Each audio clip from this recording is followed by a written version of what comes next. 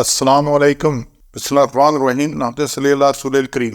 سورہ آل عمران کے 16 مرکزی موضوعات میں سے ہمارا 9واں مرکزی موضوع جنتی لوگ ہیں. اس کے 2 حصے ہیں اور دوسرے حصے کے 3 ضمنی موضوعات ہیں، جس میں سے تیسرا ضمنی موضوع ہے احکامات حصول جنت. جنت لینے کے لیے اللہ نے کیا احکام دیے ہیں؟ 9 احکام ہے جس میں آئے ہیں. پہلا جی آیت نمبر 31 میں سے مکمل اطاعت رسول صلی اللہ علیہ وسلم درکار ہے. مکمل 100%، کوئی اس میں لوچ نہیں، کوئی گنجائش نہیں. اس اللہ نے کہا کہ اگر تم اللہ سے محبت کرتے ہو تو میری پیروی کرو، فاتبعونی، تو پھر اللہ تم سے محبت کرے گا اور گناہ بخش دے گا. تو فاتبعونی پوری اتباع کرنی ہے، 100% کرنی ہے، نبی صلی اللہ علیہ وسلم کی اتباع کرنی ہے. تاکہ ٹھیک ہے ہم حدیث سے پہنچیں گے، کسی نہ کسی ذریعے سے پہنچیں گے، وہ اپنی ہے، لیکن ٹارگٹ کیا ہے، مقصد کیا ہے؟ فاتبعونی. ہم نے نبی اکرم صلی اللہ علیہ وسلم کی اطاعت کرنی ہے. اس کے علاوہ اور پھر 32 میں سے اگلا نکات ہیں 2 کہ احکام الہی کی مکمل اطاعت کرو اور رسول اللہ صلی اللہ علیہ وسلم کے طریقوں کو پوری طرح اپناؤ. یہ 32 میں سے ہے. کل اطیع اللہ و رسول، حکم مانو اللہ کا اور رسول کا. اللہ کا حکم ماننا ہے اور طریقہ کیا؟ رسول اللہ صلی اللہ علیہ وسلم کا. اللہ حکم دیتا ہے، طریقہ نہیں بتاتا. طریقہ کون دے گا؟ نماز کیسے پڑھنی ہے، زکوٰۃ کا کیا، باقی جتنے یہ چیزیں ہیں تو رسول اللہ صلی اللہ علیہ وسلم ہے. تو پھر فَانْتَوَلَّوْا، پھر اعراض کریں تو اللہ محبت نہیں کافروں، ان اللہ لا یحب الکافرین. اللہ کہتا ہے پھر اللہ کافروں سے محبت نہیں کرتا، ان کو دوست نہیں بناتا. تو جو اطیع اللہ اور رسول نہیں آتے، اللہ ان کو کافر قرار دے رہا ہے. جب ان کو کافر قرار دے گا تو کیا ہوگا، کیا انجام ہو رہا ہے؟ سوچ لیں اپنے انجام کو. تو یہ آگے پھر 104 میں سے کہ بھلائی طرف لاؤ اور اچھے کاموں کا حکم دو اور برائی سے لوگ کو روکو ان لوگوں کو. یہ 104 میں بڑی اہم بات ہے جی.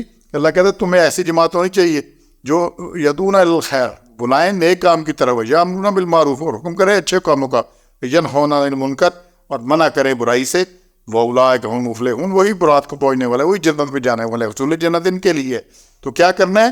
خیر کی طرف بلانا ہے. کوئی سنتا ہے؟ نہیں سنتا، یہ چھوڑ دے. کسی نے سنی ہے؟ حضرت نوح نے ڈوبتے ہوئے بیٹے کو بلایا، نہیں سنی اس نے، نہیں آیا کشتی میں، ڈوبنا اسے پسند کیا نہیں ہے. حضرت لوط کی بیوی نہیں نکلی ان کے ساتھ گھر سے، انہیں پتھر کھا لیے ہیں، قوم کے ساتھ مر گئی، یہ پتھر کھا گئے، رجم ہو گئی ہے، لیکن نہیں نکلی. وہ نہ ماننا ہمارے اختیار میں نہیں ہے، لیکن کیا کہنا ہے خیر. اچھا خیر کہیں گے، خیر خود کریں گے تب خیر کریں گے. اور یامرون بالمعروف، اور معروف بات کرو، اچھی بات کا حکم دو، اچھی بات، برائی مت پھیلاؤ. اور پھر کیا ہے اسی میں ینہون عن المنکر، اور منع کرو برائی سے منع کرنا ہے. منائی کرنے میں اگر طاقت ہو تو ہاتھ سے منع کرنا ہے، زبان سے منع کرنا ہے، نہیں تو دل سے روک رہے ہوتے کہ خود اس سے باز آ جاؤ. یہی مراد کو پہنچنے والے ہیں. سورہ مائدہ 5 نمبر سورت، اس کی آیت نمبر 2 میں اللہ نے واضح کہا ہے وَتَعَاوَنُوا عَلَى الْبِرِّ وَالتَّقْوَىٰ، اور تعاون کرو، مدد کرو نیک کام میں، ایک دوسرے کی نیکی اور پرہیزگاری کام میں ایک دوسرے کی مدد کرو، ایک دوسرے سے تعاون کرو.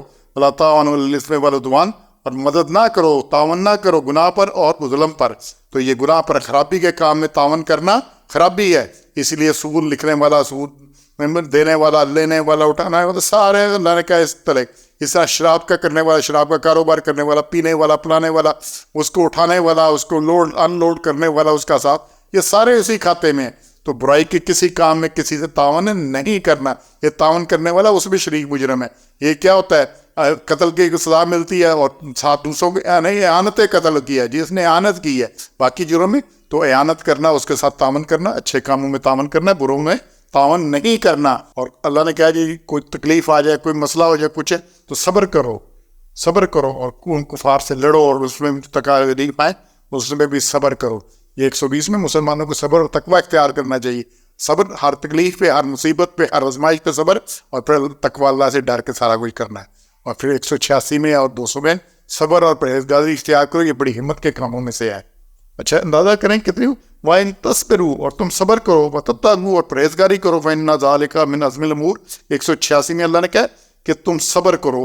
کیا کرو؟ صبر کرو اور پھر ڈرو اللہ سے. تَتَّقُوا فَإِنَّ ذَلِكَ مِنْ عَزْمِ الْأُمُورِ، یہ ہمت کے کام. جب ایسا کہ اللہ کے ہمت کے کام ہے تو یہ ہمت کا پھر اجر بھی اسی کے ساتھ ملنا ہے. جو بے ہمتی کے کام ہے، نہ صبر کرنا ہے، نہ ڈرنا ہے، نہ کچھ ہے، دیکھی جائے گی تو پھر وہ نہیں، اللہ یہ اس سے اس کو خارج کر دیتا ہے.